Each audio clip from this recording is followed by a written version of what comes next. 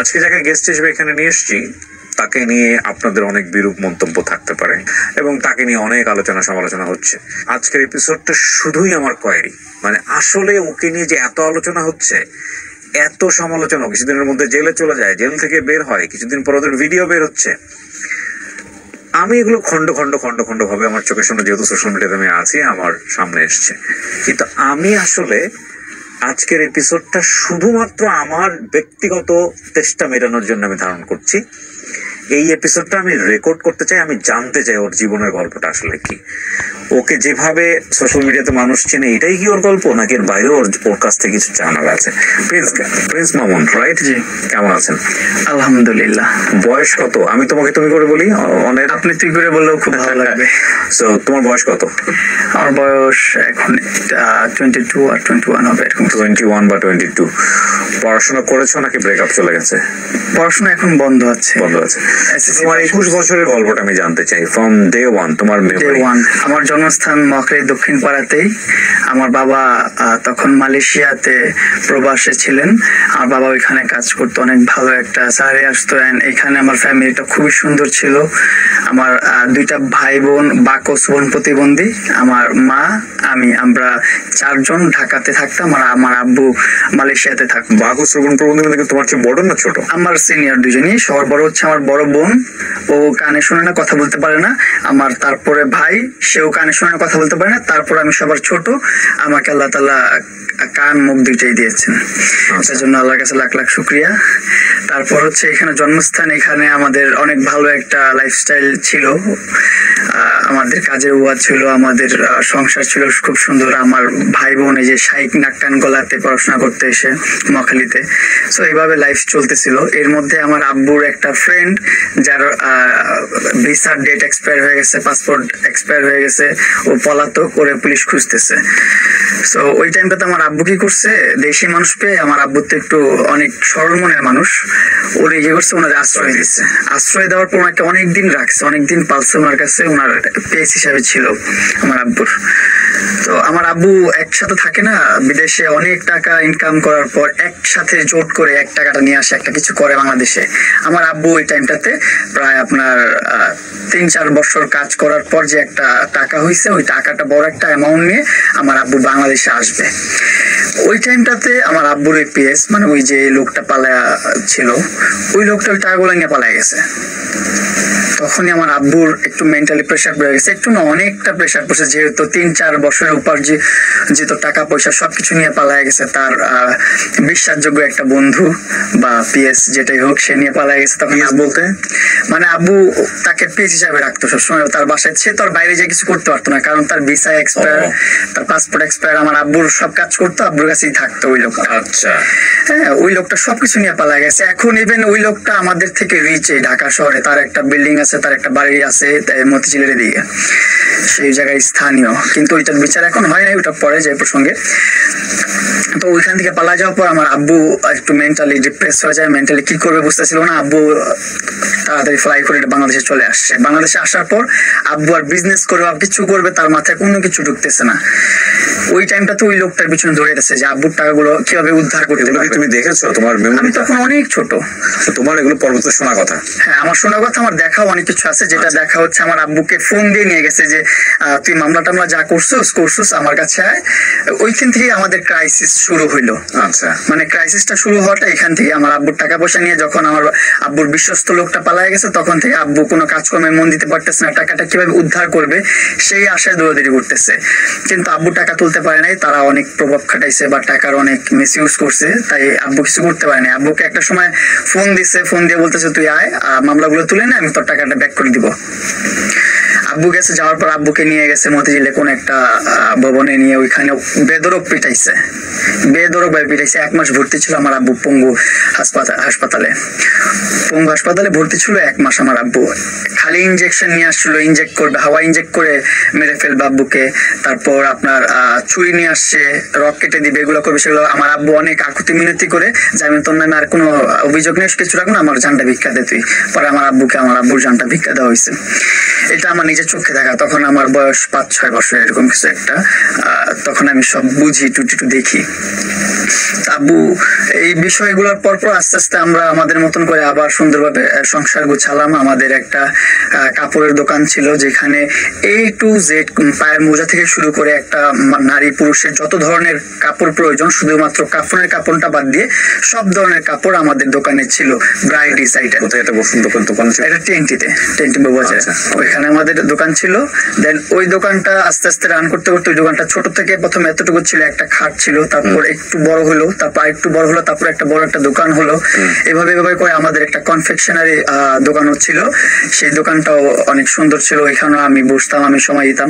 আমি পড়াশোনা করতাম আপনাদের এখানে মহাখালী আব্দুল হামিদ দর্জি সরকারি প্রাথমিক বিদ্যালয়ে। এখান থেকে আবার মহাখালী মডেল হাই স্কুলে পড়াশোনা করছি। তারপর টেন্টি বালক উচ্চ বিদ্যালয়ে, সেখানে পড়াশোনা করছি আমি। এই আমার পড়াশোনার যাত্রা এখানে। আমার বড় হওয়া, এই ছোট থেকে বড় হওয়া মহাখালী, ওয়ারলেস, টেন্টি এগুলোর মধ্যে। এই হচ্ছে আমার জার্নিটা। এর মধ্যে ভালোই চলতেছিল সবকিছু, ফ্যামিলি সুন্দর চলতেছে। ওই টাইমটাতে 2টা দোকান আমাদের, একটা কনফেকশনারি, একটা কাপড়ের দোকান, বস্ত্রবিতান। তো এই 2টা নিয়ে আমাদের খুব ভালো চলতেছে লাইফটা। দোকানে বসতো কে? বাবা বসতো একটাই, আম্মু বসতো একটা। আবার আমি যেটাতে যখন সময় দিতে পারতাম, আব্বু খেতে গেলে আমি বসে থাকতাম, আম্মু খেতে গেলে আমি বসে থাকতাম, আমার ভাই বোনরা বসে থাকতো। তোমার যে 2 ভাই বোন যারা, ওরা শুধু সিসি ক্যামেরার মতন বসে থাকতো দোকানে, আর কথাবার্তা আমি বলতাম, ব্যবসা বাণিজ্য করতাম ছোটবেলা থেকেই। মানে ওদের সাথে কমিউনিকেশন ওরা কি বুঝে? ওদের সাথে কি? হ্যাঁ, ওদের সাথে সাইন ল্যাঙ্গুয়েজে কথা বলতো, সেটা আমি প্রপারলি বুঝি, প্রপার কথা বলতে পারি ওর সাথে। আচ্ছা, হ্যাঁ, এই ছোটবেলা থেকে এভাবেই চলতেছিল। এর মধ্যে চলে আসলো আমার লাইফে তোমার বর্তমান যে অবস্থা, জি, এটা সম্পর্কে ওরা দুজন অবহিত, জানে যে তোমাকে নিয়ে কি হচ্ছে? হ্যাঁ, ওরা খুব আফসোস করতেছে। এবং ওদের সাইন ল্যাঙ্গুয়েজের, ওদের বাক ও শ্রবণ প্রতিবন্ধীর যে একটা কমিউনিটি আছে, ফুল কমিউনিটিটা আমাকে সাপোর্ট করে। সবাই জানে, দেখতেছে কি হচ্ছে। ওরা তো বোবা মানুষ, ওরা তো বাক ও শ্রবণ প্রতিবন্ধী, ওরা তো দেখে, রিয়েলটা দেখতেছে, বুঝতেছে। ওরা সব মানে অ্যানালাইজ করে বলতেছে সব, মানে ওদের পুরো কমিউনিটি ওই মহিলাটাকে ধিক্কার জানায়, পুরো কমিউনিটি। কারণ সবাই আমার ছোট থেকে স্ট্রাগল দেখছে, আমার ভাই বোনের স্ট্রাগল দেখছে। ওরা জানে যে আমার ফ্যামিলিটা কত স্ট্রাগল করে এ পর্যন্ত আসছে। তো ওইটার মধ্যে আমার জীবনে আসে টিকটক। মানে আমার ফ্রেন্ডসরা কিভাবে আসলো? মানে আমার ফ্রেন্ডসরা মজা করে এসে সামনে এসে দেখাইতো, দেখ মামুন কত সুন্দর সুন্দর ভিডিও, এই দেখ মেয়েদের সাথে ডুয়েট করা যায়, এটা করা যায়, সেটা করা যায়। এই জিনিসগুলো অনেক মজা লাগতো তখন দেখতে। টিকটক না লাইকি? টিকটক, জি। প্রথম টিকটকে দেখলাম, দেখার পরে ও আমার বন্ধু ভিডিও করতো, আমি ভিডিও করতাম না। ইসমাইল নামের একটা বন্ধু ছিল, ও ভিডিও করতো।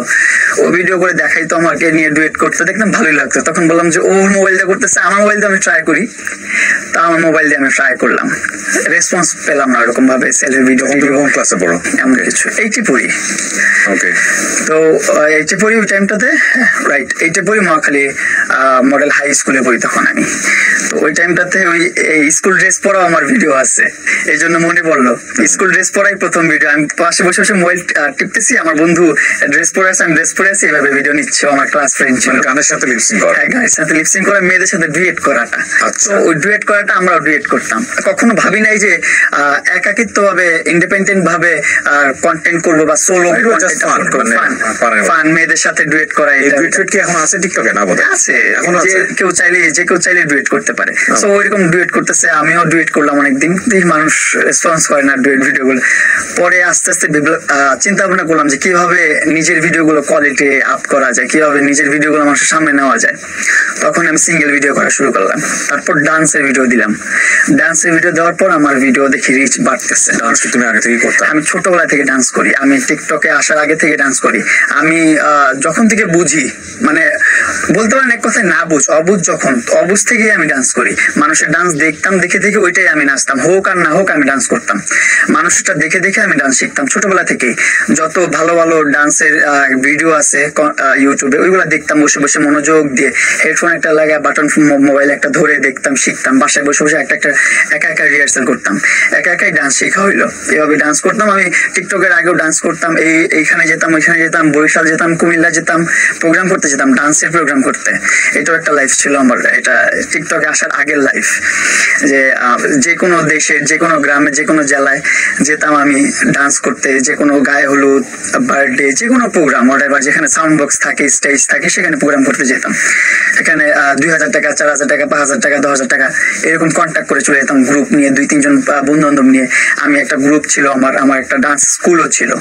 আমার একটা ডান্স স্কুল ছিল যেটা হচ্ছে ব্রাক স্কুল, অনেকে চিনেন হয়তো বা বাংলাদেশের ব্রাক স্কুলগুলো। ওই স্কুলগুলো সকালে যখন পড়াশোনা করাইতো, স্কুল টাইমটা শেষ হলে রাতের বেলা আমি আমার ডান্স স্কুল করাইতাম, ক্লাস করাইতাম। আমার প্রায় 15-20 জন স্টুডেন্ট ছিল, তাও ছোট ছোট আমার এইজেরই। মানে তুমি কারোর কাছ থেকে শিখোনি, কিন্তু তুমি অনেকে শেখা। আমি শিখাইছি। আমার একটা বন্ধু আছে হৃদয়, তারপর হৃদয়ের ছোট ভাই আলাবিন, এগুলো আমার মানে বন্ধু বান্ধব নিয়ে আমার সব ন্যাচারালি গিফটেড। হ্যাঁ, নিয়ে আমি শুরু করলাম, ওদেরকে ডান্স শিখাইলাম। আমি ডান্স শিখে ওরাও খুব সুন্দর আমার সাথে তাল মিলিয়ে নাচতে পারে। দেন আমরা যে কোনো এলাকায়, যে কোনো জেলায় প্রোগ্রাম করতে চলে যেতাম। তো তুমি টিকটকে এগুলো দেওয়া শুরু করলে? হ্যাঁ, টিকটকে আমি আবার এই ভিডিও দেওয়া শুরু করলাম আমার ডান্সের। তো মানুষ এটা নেওয়া শুরু করলো, অনেক ডান্সের ভিডিও গুলো নিল। পরে আস্তে আস্তে ডান্স দেওয়া শুরু করলাম। তারপর রমনা পার্কে যেতাম প্রতি ফ্রাইডেতে। ওইখানে একটা গেট টুগেদারের মতো হতো, সকল TikTok user, like user, YouTuber সব এক হতো ওইখানটাতে। তো ওইখানে যে আমি ভিডিও করতাম, ভিডিও করার আস্তে আস্তে আস্তে ওইখানে চিনলাম কি লাইক অ্যাপ। মানুষ এসে ভিডিও করতেছে আমার সাথে, মানে তখন আমি মোটামুটি একটু পাবলিক ফিগার, মানুষ এসে আমার সাথে ভিডিও করে, সেলফি নেয়। যখন মানুষ ভিডিও করতেছে আমার সাথে, তখন আমি দেখতেছি এটা কি অ্যাপস, এটা তো টিকটক না, এটা তো আমি কখনো চিনি নাই, ড্যাশবোর্ডটা তো আমি চিনি না, এটা কি ড্যাশবোর্ড, এটা কি অ্যাপস। পরে বলতেছে ভাই এটা লাইক অ্যাপ। ও আচ্ছা। আবার গেলাম, আবার দেখতেছি এরকম অনেক মানুষ টিকটকের চেয়ে বেশি লাইক ইউজ করতেছে। তো তখন আমি আমার লাইকিতে সুইচ করলাম, যে লাইকিতে একটা অ্যাকাউন্ট খোলা দরকার, দেখি কি হয় ওইখানে, যেহেতু টিকটকের মতো একটা প্ল্যাটফর্ম। তো লাইকিতে যখন আপলোড করলাম আমার ডান্সের ভিডিও, খুব ভালো রেসপন্স। রাতে আপলোড করছি, সকালবেলা দেখি 9 লক্ষ প্লাস ভিউ একটা ভিডিওতে। এটা পেয়ে তো আমি খুবই খুশি। মানে যেখানে আমার ভিউ আসে 1.5 লাখ, 2 লাখ, 2.5 লাখ, 3 লাখ, ওইখানে ডান্সের ভিডিওতে লাইকিতে চলে আসছে 9 লাখ, একটু পরে দেখে মিলিয়ন। তখন খুব ইন্সপায়ার হলাম আসলে, যে না, কন্টেন্ট করতে হবে, ভিডিও আপলোড করতে হবে। তখন আমি লাইকিতে রেগুলারলি ভিডিও আপলোড করতাম, ডেইলি 15 থেকে 20টা ভিডিও আপলোড করতাম। ডান্সের video, action video, slow motion video. 15 থেকে 20টা? দোকান বন্ধ করে দিয়ে এগুলোই করতা? হ্যাঁ, আমি দোকান তো আর আমার দিয়ে চলে না, আমার উপর নির্ভর না। আমি হচ্ছে যে টাইম পাস, আমি ওনাদের যখন খাওয়ার সময় হতো বা তাদের একটু রেস্ট টাইম হতো, ওই টাইমটাতে আমি দেখার জন্য বসতাম। অতটা মেজর আমি, মানে বাবা বসতো বেসিক্যালি? বাবা বসতো, আম্মু বসতো, 2 দোকানে 2 জন বসতো। ওকে। তো এইভাবে চলতেছিল লাইফটা। এই ভিডিও করতে করতে যখন আমি লাইকিতে লাইভ শুরু করলাম, দেখলাম লাইকিতে লাইভের একটা অপশন আছে, যেখানে লাইভ করলে একটা টাস্ক দেওয়া হয় যে তুমি 30 দিনে 15 দিন ইফেক্টিভ ডে লাগবে, 15 দিনে তুমি 20,000 গিফট কাউন্ট করতে পারো, বা 40,000, 60,000, 1 লাখ, 2 লাখ, 50 লাখ, 5 লাখ, যত লাখ ইচ্ছা তোমার কাউন্ট করতে পারো। যেই গিফটটা তুমি রিসিভ করবা তার ডাবল তুমি কোম্পানি থেকে ব্যাক পাবা, মানে টাকা দিবে তোমাকে? টাকা দিবে, রাইট। তারপর লাইক অ্যাপস টাকা দেয়, স্যালারি দেয় ওইটা। তো এটা পেয়ে তো আরো ভালো হলো। প্রথম মাসে আমার প্রায় 50,000 রিসিভিং হয়ে গেছে। 15 দিন প্লাস, মানে 20-25 দিন ইফেক্টিভ ডে হয়ে গেছে, যেখানে লাগে 15 দিন, আমি 20 দিনের প্লাস দিয়ে দিছি। 40 ঘন্টা লাইভ লাগে, আমি তারও বেশি দিয়ে দিছি। প্রতিদিন 5 ঘন্টা 6 ঘন্টা লাইভ করে ফেলছি আমি। তো এইভাবে আমার লাইভে 1 মাসে ইনকাম চলে আসলো 60,000 টাকা। এটা পেয়ে আমি আমার বাবা মাকে বলতেছি, বাবা মা সব বাদ দাও, এখানে ব্যবসা বাণিজ্য আর কিছু ভালো লাগবে না, সব ক্লোজ। এখন থেকে ফ্যামিলি আমি রান করবো, আমি সব দেখবো, চলো আমরা আমাদের মতন করে মুভ অন করি, আমরা আমাদের মতন করে সুন্দর লাইফ লিড করবো। তুমি তখন ক্লাস 8-এ পড়ো? হ্যাঁ, ক্লাস 8-এ পড়ি তখন আমি।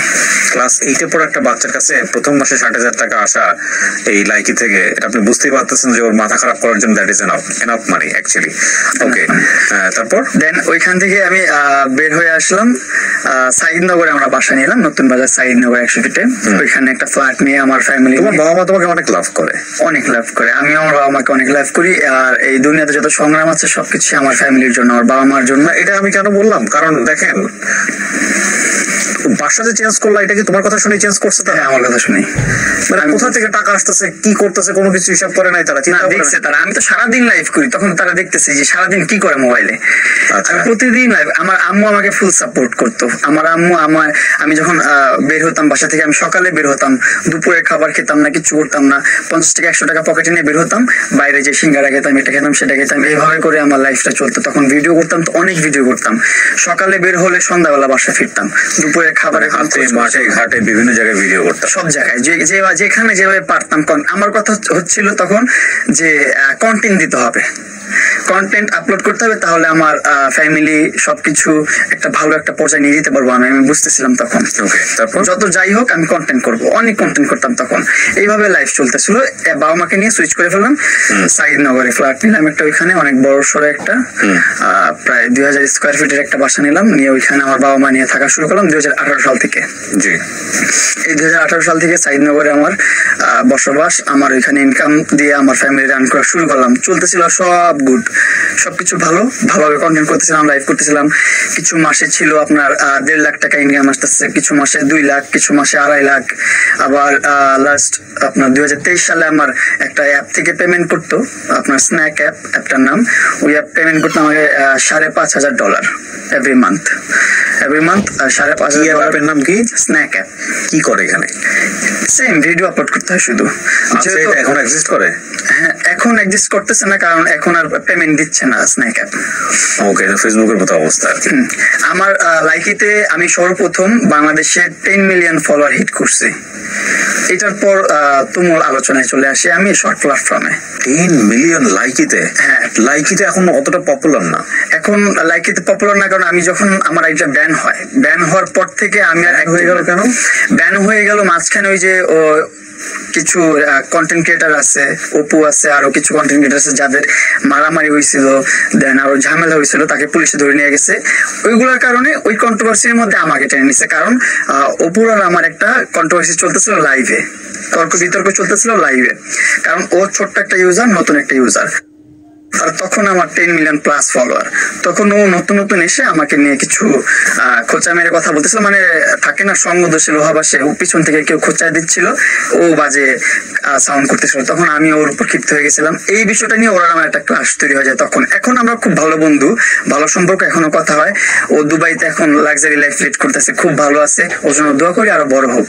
আর আমি বাংলাদেশে এখন একজনের ফাঁদে পড়ে দুপে মরতেছি, আর কিছু করার নাই। তো তোমার ওই কারণে লাইকিটা ব্যান হয়ে যায়? লাইক এটা ব্যান হয়ে যায় যে কন্ট্রোভার্সির মধ্যে কারা আছে। এর মধ্যে তো আমি তো সর্ববেশি হাইপে, আমার কন্ট্রোভার্সিটা তত বেশি প্রায়োরিটি নেই। তারপরও বাংলাদেশের সাইবারে যারা লোকজন ছিল তাদের একটু জেলাসি ফিল হইতো, তারা জেলাসি ফিল করতে। ছোট্ট একটা মানুষ এত ফলোয়ার গেইন করে ফেলছে, এত কিছু করতেছে, তারা কিভাবে দমানো যায়, কিভাবে আটকানো যায়। এই জন্য তখন আমার লাইকি অ্যাকাউন্টটা ব্যান করে দিল। তো আমার লাইকি অ্যাকাউন্ট আবার ব্যাক আনছি, যেহেতু আমি লিগেল আছি। যেহেতু আমার লাইনে লিগেল আছি, যতই ষড়যন্ত্র হোক, যতই রাজনীতি হোক, আমি তো আমার লাইনে ঠিক আছে। তারপর আমি অনেক রিকোয়েস্ট করছি, যত অফিসিয়াল ছিল সবাইকে প্রুভ করছি, পুলিশ ক্লিয়ারেন্স, ডিবি ক্লিয়ারেন্স, যত প্রকার ক্লিয়ারেন্স দরকার পড়ছে সব জায়গায় আমি দৌড়াইছি। ডিবি অফিসে গেছি, পুলিশে গেছি, আপনার সিআইডি তে গেছি, সব জায়গায় গেছি আমি আমার আইডি ব্যাক আনার জন্য। পরে অ্যাটলাস আমার আইডি ব্যাক আনছি, আমি ব্যাক এনে আমি আইডি ফালাই দিছি, আর চালাই না, ইউজ করি না। দেখাই দিলাম তাদেরকে যে আমি লিগেল। তারপর আমি লাইকের মধ্যে কোনো ইন্টারেস্টই নেই আমার। লাইকে তারপরও সংসার চালাচ্ছিলাম লাইকের টাকা পয়সা দিয়ে, লাইকে থেকে এই স্যালারি নিয়ে ওইখানে অনেক ভালো একজন কন্টেন্ট ক্রিয়েটার ছিলাম। বাংলাদেশে যে কোনো স্পন্সর, যে কোনো কাজ আসতো সর্বপ্রথম আমার ডাক পড়তোই। তো আমি আমার লাইফ নিয়ে খুব হ্যাপি ছিলাম। যেহেতু আমার 10 মিলিয়ন ফলোয়ার প্রথম অ্যাচিভ করছি, আমার অ্যাকাউন্টটা সবচেয়ে বড়। আমার গিফটিং এজ এ একটা ছেলে হিসাবে আমার গিফট রিসিভিং যেটা ছিল, এটা অনেক মেয়েরও ছিল না, অনেক মেয়েরও এত রিসিভ করতে পারো না। মেয়েরা তো মেয়েদেরকে দেখে গিফটাররা এমনি গিফট করতো, যে এই নাও তোমাকে এই গিফট দিলাম, সেই গিফট দিলাম, এটা লাইভের গিফট। তো ওই টাইমে আমি ছেলে হিসাবে অনেক গিফট রিসিভ করছি এজ এ সেলিব্রিটি বয় হিসাবে বাংলাদেশের। তো তখন আবার লাইভ চলতেছে, লাইকে ব্যাক আসার পর অনেকদিন ইউজ করিনি, আবার হুট করে লাইভ করলাম কিছুদিন, 1-2 মাস লাইভ করলাম। তো ওইখানে আবার লাইভ করতে করতে পরিচয় হয় আমার ওই মহিলার সাথে। আমি ইনস্টাগ্রামে লাইভ করি, লাইকিতে লাইভ করি, যেখানেই লাইভ করি একটা নাম সবসময় কমেন্টস করতো, আর কমেন্টস এর সাথে পার্পল হার্ট, ব্লু হার্ট, মানে ব্যতিক্রম ইমোজি ইউজ করতো, যেগুলো চোখে পড়তো, নোট আউট হওয়ার মতন ইমোজি ইউজ করতো। এটা কি লাইকিতে ইনস্টাগ্রামে, দুই জায়গাতে, যেখানে আমি লাইভ করি, যেখানে আমি ভিডিও পোস্ট করি, ভিডিও পোস্ট করলো মাইকিং মাই এটা ওইটা সেটা, এভাবে কমেন্ট করেছে। যখন অপরিচিত তো সেই অবস্থাতেও ও আমাকে মাইকিং, মাই সুপারস্টার, এটা ওইটা সেটা এগুলো কমেন্টস করতো। তো এগুলো খুব টাচি লাগে আমার কাছে, যে না মেয়েটা বা মহিলাটা খুবই ভালো, আমাকে ভালো ওয়েল উইশার, গুড উইশার, আমি একটু সাপোর্ট করি। কি চাই একটা ফ্যান, কি চাই একটা ইনফ্লুয়েন্সারের কাছ থেকে একটু অ্যাটেনশন চায়, তো আমি একটু অ্যাটেনশন নিলাম, লাইভ একদিন কলে নিলাম, নেওয়ার পর সে আমাকে তার বাসার পেটস দেখাচ্ছে, পাখি আছে, ডগি আছে, এটা আছে, সেটা আছে, সে আমাকে এগুলো দেখাচ্ছে। তখন আমি আবার এখনো পেটস লাভার, আমি পেটস খুব ভালোবাসি। আমার বাসায় 5টা ডগি আছে, তারপর পাখি আছে, এগুলো আমি পালি, আমার খুব পছন্দ, আমার মাও পছন্দ করে এগুলা। ওর সাথে কথা হতে হতে কনভারসেশনের মধ্যে ও আমার বাসায় একটা পাপি পাঠিয়ে দিছে, ছোট্ট একটা ডগি। বাসার ঠিকানা জানতো? হ্যাঁ, ওই যে কথা হচ্ছে মোবাইলে, তখন তোমার বাসা কোথায়, আমার বাসা এখানে, হ্যাঁ আমার বাসা এখানে, তোমার বাসা ওইখানে, এগুলো সব কথা হচ্ছে। ওর সাথে কথা বলার ইন্টারেস্টটা ওই পেটস নিয়েই, যে ওর বাসায় অনেকগুলো পেটস আছে, আমি একটু কথা বলি ওর সাথে, পেটস নিয়ে অনেক আইডিয়া পাবো আমি। ও শিজু ব্রিডের ডগ দেখাচ্ছে, লাসা ব্রিডের ডগ দেখাচ্ছে, এই টিয়া পাখি, ওই টিয়া পাখি, এই ময়না পাখি, এই পাখি, ওই পাখি, সব আমাকে ডিটেলস দেখাচ্ছে। পরের দিনই আমি যখন আমার ইন্টারেস্ট ওরে শো করলাম যে আমি আসলে ইন্টারেস্টেড ডগ পালতে বা পেটস পালতে, তারপরেও আমার বাসায় একটা পেটস পাঠিয়ে দিচ্ছে। তখন আমি খুব ইমপ্রেস হলাম, আসলে কি চাইলাম, না চাইতে চলে আসলো, এখনো চাইলাম না, আমি পছন্দ করি, জাস্ট এতে চলে আসছে। এই একটু ওর দিকে একটু অ্যাটেনশন গেল, যাওয়ার পরে এই ডগিটাকে, ছোট্ট একটা ডগি পাঠাইছিল, সেটার বয়স তখন 30 দিন। ওইটাকে আমি পেলে বড় করছি, এখনো আছে আমার কাছে, আমি পালি, বাচ্চার মতোই পালি এখনো, আমার সন্তানের মতো। এটা কত সালের ঘটনা? এটা 2021 কি 22 সালের ঘটনা।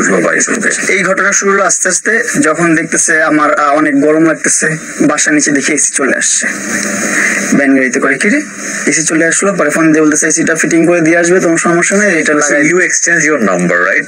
তুমি তাকে ফোন নাম্বারটা দিছিলা, এই ইনস্টাগ্রামে কথা হচ্ছে, তখন নাম্বার এক্সচেঞ্জ করেছো তোমরা। এই জিনিসটা কি শুধু লায়লার সাথেই ছিল ওই সময়টাতে, নাকি আরো অনেকের সাথে ছিল তোমার ফোন নাম্বার? আমি সবার সাথেই কথা বলছি, সবার সাথেই অ্যাক্সেস আছে, সবাই আমার ফ্রেন্ড, ওকেও আমি ফ্যান হিসাবে গাইড করতেছি। বললাম না, ওই যে গিফট নেওয়া দেওয়াটা কিন্তু আমার কাছে খুবই নর্মাল বিষয়, কারণ হচ্ছে আমি লাইভ করি। লাইভে আমাকে এমনও সময় ছিল 5 মিনিটের একটা ব্যাটেল, সেই ব্যাটেলে 2 লাখ 3 লাখ 4 লাখ টাকা মানুষ খরচ করতো, আমার ব্যাটেলের মধ্যে মানুষ গিফট করতো। ব্যাটেল বলতে? ব্যাটেল ধরেন লাইকিতে আমি লাইভ করতেছি, আমি বাংলাদেশের একজন ছেলে, বাংলাদেশের একজন সেলিব্রিটি, হ্যাঁ, এখানে আমি লাইকির প্ল্যাটফর্মের একজন সেলিব্রিটি প্রিন্স নামও লাইভ করতেছে, এর সাথে কন্টেস্ট হবে আরেকটা দেশের আরেকটা সেলিব্রিটির বা আরেকটা কন্টেন্ট ক্রিয়েটরের, সেটা ইন্ডিয়ার হতে পারে, পাকিস্তানের হতে পারে, বা অন্য দেশের হতে পারে, হোয়াটএভার, যে কোনো দেশের হতে পারে, কিন্তু বাংলাদেশের না। তখন এই সিস্টেমটা ছিল, অন্য দেশের মানুষের সাথে কন্টেস্ট করতাম, আমরা দুজন একসাথে লাইভ করতাম, মাঝখানে একটা ভার্সেস ছিল ভিএস, ওইখানে ক্লিক করলে 5 মিনিটের একটা কাউন্টডাউন চলতো। 5 মিনিটের মধ্যে যেই সাইডে সবচেয়ে বেশি গিফট পড়বে ওই সাইডটা উইনার, ওই দেশটা উইনার, ওই ইনফ্লুয়েন্সারটা উইনার। তো ওই টাইমটাতে যখন আমি লাইভ করতাম, আমাদের কিছু প্রবাসী ভাইরা ছিল, কিং ভাই, নূর কামাল ভাই, তারপর আরো কিছু আমার যে এজেন্ট ছিল, তারা আমাকে খুব সাপোর্ট করতো। যখন আমি কারোর সাথে ব্যাটেল খেলতাম, ইন্ডিয়ান হলে তো মারতে, পাকিস্তানি হলে তো কোনো কথাই ছিল না, 1 লাখ 2 লাখ 3 লাখ টাকা তারা এমনি ঢেলে দিত আমার লাইভের মধ্যে, যে মামুন জিতবে। তো এই যে লাইভে যে তারা টাকাটা দিচ্ছে, এই টাকাটা তারা কিভাবে দিত? এই টাকাটা হচ্ছে লাইকিতে ডায়মন্ড কিনা যায়, একটা ডায়মন্ড হয়তো বা 2 টাকা 1.5 টাকা এরকম, হ্যাঁ, 1000 ডায়মন্ড 1500 টাকা, 1600 টাকা, 1700 টাকা, হ্যাঁ, তারা এরকম লাখ লাখ ডায়মন্ড, কিন্তু তারা 1000 2000 ডায়মন্ড কিন্তু না, লাখ লাখ ডায়মন্ড কিন্তু আমার লাইভে 50,000 60,000 1 লাখ এরকম ডায়মন্ড সেন্ড করতে। তার লাভটা কি? লাভ কি? এই তো সেলিব্রিটি শো হচ্ছে, এটাই লাইভ। আমার লাইভে ভিউয়ার্স আইডেন্টিফাই করতে পারতা যে তোমাকে এত বড় স্টার দিল বা দিল, তাকে তুমি আইডেন্টিফাই করতে পারতা? হ্যাঁ, আমি আইডেন্টিফাই করতে পারতাম। ইভেন আমার ভিউয়ার্স যারা ছিল 2000-3000 ভিউয়ার্স থাকতো, তারাও আইডেন্টিফাই করতো যে কে মামুনকে গিফট করতেছে। ধরেন আমি লাইভ করতেছি, আপনি ভাইয়া আয়েশা আমাকে 1 লাখ টাকার একটা গিফট সেন্ড করছেন, এইটা শো করবে আমার লাইভে, আর যে কিবরিয়া বা আপনার অ্যাকাউন্টের নাম যেটাই দিবেন সেটা শো করে এভাবে যাবে।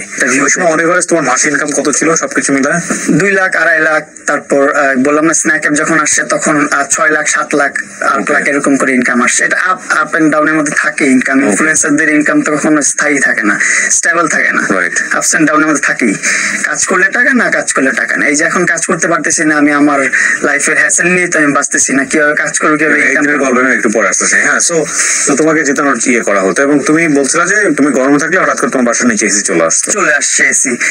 তখন আরো ইমপ্রেস হতাম আস্তে আস্তে। বেডশিট ভালো না লাগলে বেডশিট চলে আসতেছে, মনিটর ভালো না লাগলে মনিটর চলে আসতেছে, সব চলে আসতেছে। তুমি রেগুলার কথা বলতো তার সঙ্গে ওই সময়? আমি রেগুলার লাইভ করে জানতো কিভাবে? আমি রেগুলার লাইভ করতাম না, সেটা ঠিক আছে, কিন্তু ধরো তোমার বাসায় যে বেডশিট নাই বা তোমার লাইভে দেখতো। আমি তো 2018 সাল থেকে লাইভ করি। আমার মেইন ইনকামটা তো লাইভ থেকে। সো তোমার লাইভে এইগুলো ছিল আমাদের লাইভের কনসেপ্ট। এই লাইভগুলো মানুষ অনেক মিস করে, মানুষ অনেক দেখতে চায় লাইভগুলো, যে একজনকে পানিশমেন্ট দিবে, মজা করবে লাইভের মধ্যে। আমি কখনো লাইকে দেখি নাই, so হ্যাঁ। যে কারণে হয়তো অনেকে যারা লাইকে ইউজার আছেন তারা হয়তো আমার কোশ্চেনগুলোকে অনেকে বোকার মতো মনে করতে পারেন। আমি লাইকিতে একদমই যাইনি কোনোদিন। টিকটকে আমি একেবারেই কম মানে একেবারেই কম। সো আমার খুব একটা আইডিয়া নাই। জি। তারপর এইভাবে আস্তে আস্তে ওর সাথে কথোপকথন, ওর সাথে প্রায় 3 মাস 4 মাস যে কথা বলছি, ওর ফেসটা আমি দেখি নাই কখনো। তাই? হ্যাঁ, ওর তার face মধ্যে এত গিফট পাঠাই দিচ্ছে? হ্যাঁ, এত গিফট পাঠাই দিচ্ছে। ওর সাথে ওর ফেসটা দেখি নাই, ওর সাথে দেখা হয় নাই, শুধুমাত্র কথা হতো ফোনে। ফোনে ভিডিও গুলো কথা হলো, ওর এক সাইড দেখাইতো, ফুল ফেসটা আমাকে দেখাইতো না। তো তুমি কোয়ারি বলতাম না যে তুমি কেন দেখাও না? আমি জোর করতাম না আসলে, আমি বলতাম যে দেখাও, পুরো চেহারাটা দেখো, এমন করে সেমন করো। দেখাইতো যখন মেকআপ টেকআপ করতো অনেক বেশি করে, তখন দেখাইতো, নর্মালি বেসিক ভাবে দেখাইতো না। আচ্ছা। তো এইভাবে 5-6 মাসে ও ওয়েট লসও করছে অনেক। ও রাস্তার মধ্যে, মানে ওর যে ডিএচএস পার্ক, ওইখানে ও ঘুরতো, সারা রাত ঘুরতো, হাঁটতো, আর আমার সাথে কলে কথা বলতো। আমরা কনভারসেশন করতাম লাইফস্টাইল নিয়ে, কিভাবে কি চললো, সারাদিন কি করলাম, ও কি করতেছে, এগুলো নিয়ে ও গল্প করতেই থাকতো, সারাদিন পেপার করতাম। আমাকে তোমাকে যত গিফট আসো তার মধ্যে সবচেয়ে ওর গিফট গুলো ইমপ্রেসিভ ছিল।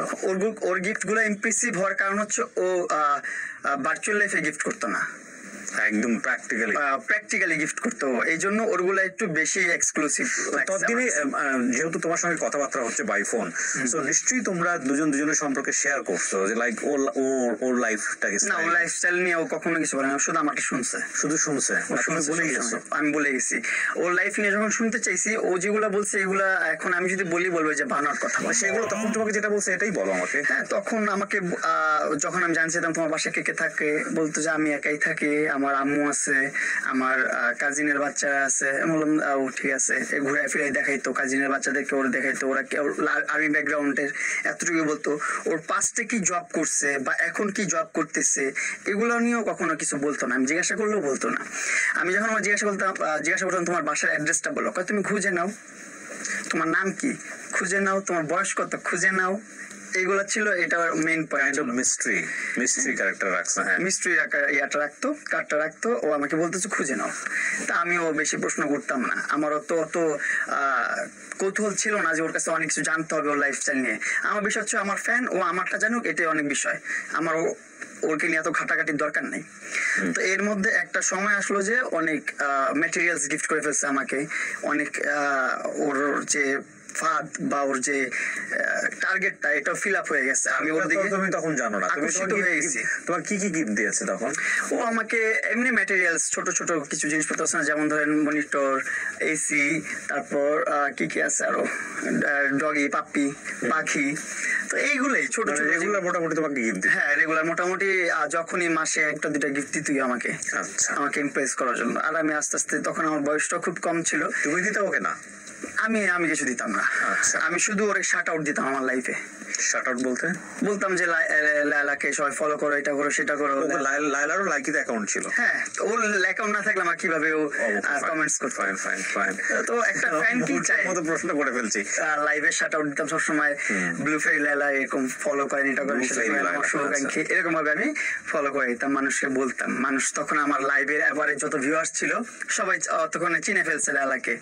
লায়লা একজন শুভাকাঙ্ক্ষী, আমার লায়লা আমাকে গিফট করতেছে, সেটা করতেছে, আমার লাইভে সব দেখতেছে। আমি তো ওপেন সবাইকে দেখাই তখন। এগুলো তো লুকোচুরির কিছু না। একটা মানুষ আমাকে গিফট করতেছে, একটা মানুষ আমাকে কিছু দিচ্ছে, সেটা তো আমি দেখাইতেই পারি, এটা তো লুকানোর কিছু না। আমার বলতেও পারি, আমার বলতেও দ্বিধাবোধ করি না আমি। ও বলার আগেই কিন্তু আমি সব জায়গায়, সব যোগাযোগ মাধ্যমে বলে দিছি যে এগুলো লায়লা আমাকে করছে, এগুলো লায়লা আমাকে দিছে। কারণ কি, আমি আমার দিক থেকে আমি ক্লিয়ার থাকতে চাইছি, অলওয়েজ ফ্রেশ থাকতে চাইছি, যে না এগুলো হয়েছে আমার লাইফে। এইভাবেই চলতেছিল। তারপর হুট করে একদিন মনে হলো যে না, ওর সাথে দেখা করি। একটা মানুষ আমার পিছনে এত টাকা ইনভেস্ট করতেছে, এত টাকা খরচ করতেছে, কেন করতেছে? সে আমার সাথে এখনো দেখা করে নাই, সে আমার সাথে একটা কন্টেন্ট করে নাই, কেন করতেছে? দেখা করতে চায়, কন্টেন্ট করতে চায়, এটাই তো তার মূল উদ্দেশ্য। যাই, তাকে একটু সুযোগ করে দিই। সে হয়তো বা লজ্জা পাচ্ছে, সে করতে পারতেছে না। এই জন্য আমি নিজে ওর বাড়ি ধারে ডিউচেস যে ওরে খুঁজে বের করছি। ইভেন আমি খুঁজে পাই নাই লাস্ট পর্যন্ত, অনেক বড় এরিয়া তো, এইভাবে পাই নাই খুঁজে, আমার এখন খুঁজছি, পাই নাই। দেন ও নিজেই বলছে যে 3 নম্বর রোডে আসো, এইখানে আসো, এইভাবে আসো, এই যে বাসা, এইভাবে ও অ্যাড্রেস দিয়ে দিছে লাস্টে। যখন দেখছে আমার এখন খুঁজতেছি, পাই নাই ওকে। পরে আমি ওর বাসা নিচে দাঁড়ালাম, ওই বারান্দায়, ওরা আমি দেখি নাই, ও 3 তলা 4 তলার উপরে বারান্দা, লাইট অফ, অন্ধকারের মধ্যে দাঁড়ায় আছে। একটা অবয়ব যে আছে, ছায়া আছে, এতটুকু আমি অনুভব করতে পারছি, একটা অবয়ব দাঁড়ায় আছে এখানে, এর বাইরে আমি কিছু অনুভব করতে পারিনি। দাঁড়ায় দেখা ওইখান থেকে হায়ালো দিয়ে ওইখান থেকে চলে আসছি। চলে আসার পর এর মধ্যে কিছুদিনের মধ্যে একটা ঈদ চলে আসছে, হয়তো বা কুরবানি ঈদ অথবা রোজার ঈদ, কিছু একটা ঈদ আসছে। ঈদের মধ্যে বলতেছে শোনো ঈদ চলে আসছে, চলো ঈদের আগে আমরা একটু দেখা করি।